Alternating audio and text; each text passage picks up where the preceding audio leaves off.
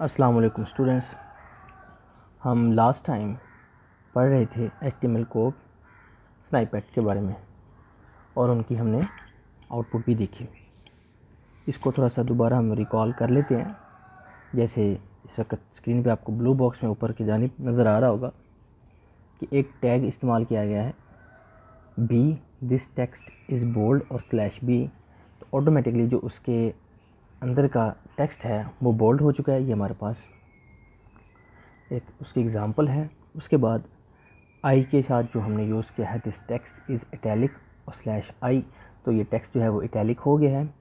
और third number पे है this is an you underline text और /u।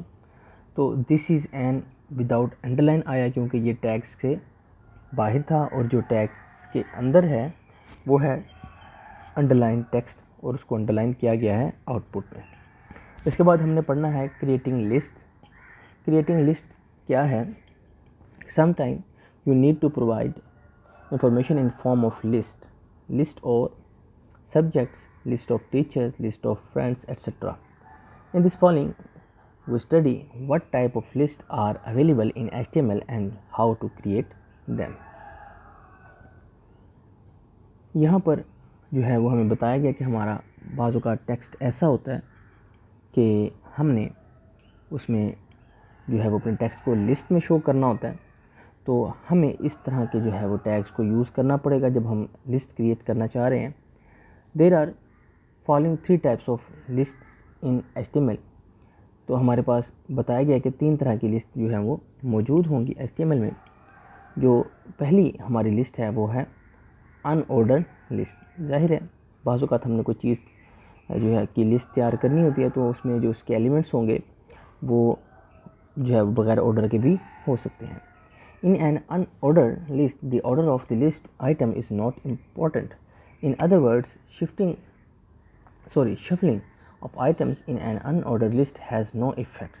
For example, list of cities in Pakistan, an unordered list is created inside the ul/ul tags. Each list item is added with li tag as shown below. HTML code sniper जो है वो हमारे पास मौजूद है। इसमें ul का कि ul के साथ जो है वो यहाँ पर इस्तेमाल किया गया है li का टैग। ul का जो टैग है जो एक एंड से शुरू होकर दूसरे एंड पे ख़त्म हो रहा है, इसका जो मेन मकसद है कि ये आपकी अनऑर्डर लिस्ट को शो करेगा। लेकिन जो li टैग मज़ीद उसके अंदर इस्तेमाल किया गया है वो टैग ये बताएगा कि जो डिफरेंट आइटम्स हैं इनके अंदर उनकी तरतीब को बताएगा कि वो जो हैं वो किस हिसाब से लिखे गए हैं या उनको लिखने के लिए हमें li टैग्स की ज़रूरत पड़ेगी। तो पहला ul जो है वो सिंपली अनऑर्डर लिस्ट को शो करेगा और जो li है वो सिंपल हमारी लिस्ट के आइटम के लिए इस्तेमाल की गई आइटम 1 है, आइटम 2, आइटम 3 और आइटम 4 इस तरीके से उनको प्रेजेंट करेगा। इसके बाद जो हमारे पास सेकंड लिस्ट है वो है ऑर्डर लिस्ट। बाज़ औक़ात हमने जब काम करना हो लिस्ट पे तो हमें उस लिस्ट की ऑर्डर की ज़रूरत होती है।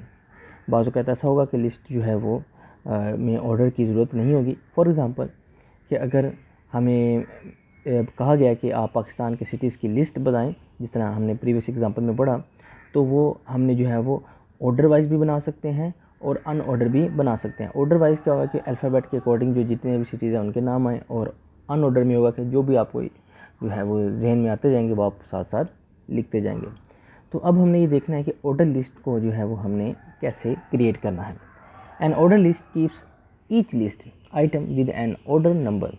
If you change the order the meaning of the whole list may also change. For example, if your teacher makes a list of students with respect to their marks, then definitely order will matter. यही बताया गया कि अगर आपके teacher जो है वो एक ख़ास ऑर्डर में लिस्ट को तैयार कर रहे हैं तो अगर हम उसके ऑर्डर को चेंज करेंगे तो ऑटोमेटिकली हमारा जो है वो तमाम का तमाम जो डाटा है वो ख़तरे में पड़ सकता है। उसकी जो मैन्युफैक्चरिंग है वो ज़ाया हो सकती है, उसका जो मकसद है वो ख़त्म हो सकता है। An order list starts with OL and ends with /OL tag.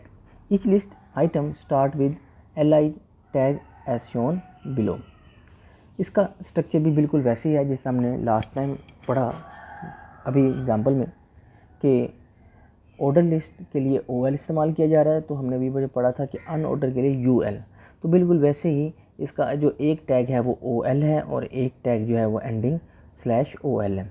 और आइटम के लिए जिस तरह हमने प्रीवियस एग्जांपल में या अनऑर्डर की एग्जांपल में देखा कि तमाम लिस्ट के आइटम्स को शो करने के लिए हमारे पास जो टैग था वो था LI। तो यहाँ पर भी LI ही जो है वो यूज़ किया जा रहा है, लेकिन जो मेन टैग है यहाँ पर वो चेंज हो चुका है, वो UL की बजाय OL हो चुका है, जिसका मतलब है ऑर्डर लिस्ट। और LI जो हमने बीच में इस्तेमाल किए हैं उनका मकसद जो है वो आइटम की जो है वो लिस्ट के आइटम जो है उनकी तरतीब को शो करना है। एग्ज़ाम्पल में देख लें OL LI first item /LI, फिर है LI सेकेंड आइटम /LI, इस तरीके से थर्ड आइटम और फिर फोर्थ आइटम। और आउटपुट में हमारी जो लिस्ट हुई है उसमें जो है वहाँ पर फर्स्ट आइटम लिखा हुआ है, सेकंड आइटम, थर्ड आइटम और फोर्थ आइटम। लेकिन एक चीज़ गौर करने वाली है कि इनके साथ जो है वो नंबरिंग इस्तेमाल की गई है। जो हमारी प्रीवियस आउटपुट थी अनऑर्डर्ड की, उसके साथ नंबरिंग इस्तेमाल नहीं की गई थी, उसके साथ सिंपल बुलेट्स इस्तेमाल जो है वो किए गए थे। और एक और चीज़ यहाँ पे आप गौर करें कि हमने LI यहाँ पर भी प्रेजेंट किया आइटम्स को लिखते वक्त, और अनऑर्डर लिस्ट में भी हमने LI टैग को ही लिया। लेकिन जब ये LI टैग अनऑर्डर लिस्ट में इस्तेमाल होंगे तो इनके साथ नंबरिंग नहीं आएगी, लेकिन जब ये LI टैग जो है OL के साथ यानी कि ऑर्डर लिस्ट में इस्तेमाल किए जाएंगे तो ऑटोमेटिकली इनके साथ नंबरिंग इस्तेमाल की जाएगी। इसके साथ डेफिनेशन लिस्ट है। डेफिनेशन लिस्ट में क्या है, there is another type of list called definition list और description list. It is used when you need to show some term and their descriptions. For example, if you want to write name of subject you are studying in 9th class along with their introduction, then this type of list is helpful. The DL tag is used to define the description list, and DT tag describe the term, and the DD tag describe that term as shown in the following example. इसकी example देखते हैं तो आपको इंशाल्लाह मज़ीद समझ आ जाएगी। इसकी एग्ज़ाम्पल में क्या है कि एक हमारे पास टैग लिया गया है DL, जो ये बताएगा कि ये क्या है, डिस्क्रिप्शन लिस्ट, और ये ख़त्म होगा /DL पे। इसके बाद हमारी वो टर्म आएगी जिसको हमने बयान करना है। पहले उसका नाम आएगा, टाइटल आएगा, और उसके बाद उसकी एक्सप्लेनेशन। DT में वो टर्म आएगी, डिस्क्रिप्शन टर्म जो है जिसको आप डिस्क्राइब करना चाहते हैं, जैसे यहाँ पर एग्जांपल में कॉफ़ी लिखा हुआ है, और DD में जो है वो उसकी डिस्क्रिप्शन जो डिस्क्राइब की जाएगी वो है ब्लैक हॉट ड्रिंक। ठीक है, पहले में वो टर्म और फिर सेकंड में उसकी डिस्क्रिप्शन, फिर नीचे DT मिल्क, और फिर DD जो टैग है उसमें क्या लिखा हुआ है, वाइट कोल्ड ड्रिंक। और इसकी आउटपुट में देख सकते हैं कि हमारे पास कॉफ़ी है और उसके साथ कुछ स्पेसेस के बाद लिखा हुआ है ब्लैक हॉट ड्रिंक, और उसके नीचे मिल्क लिखा हुआ है, और उसके बाद उसको एक्सप्लेन किया गया है वाइट कोल्ड ड्रिंक।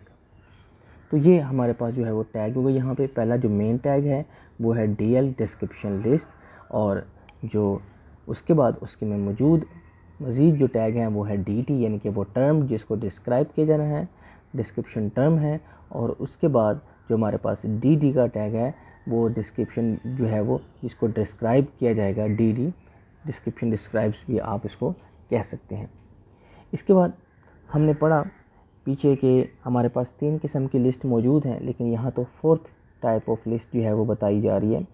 लेकिन है ये क्या कि ये उन्हीं लिस्ट के अंदर एक और जब लिस्ट इस्तेमाल की जाती है तो उसको नेस्टेड लिस्ट कहा जाता है।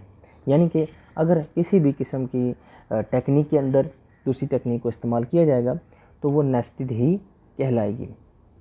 तो इसलिए इसको फोर्थ कैटेगरी नहीं कहा गया, बल्कि ये उसी कैटेगरीज को डिफरेंट तरीके से यूज़ करने का मेथड है। In a list term can contain another list. Such list is called a nested list. It is useful for situation where you have multiple options for a single item in a list.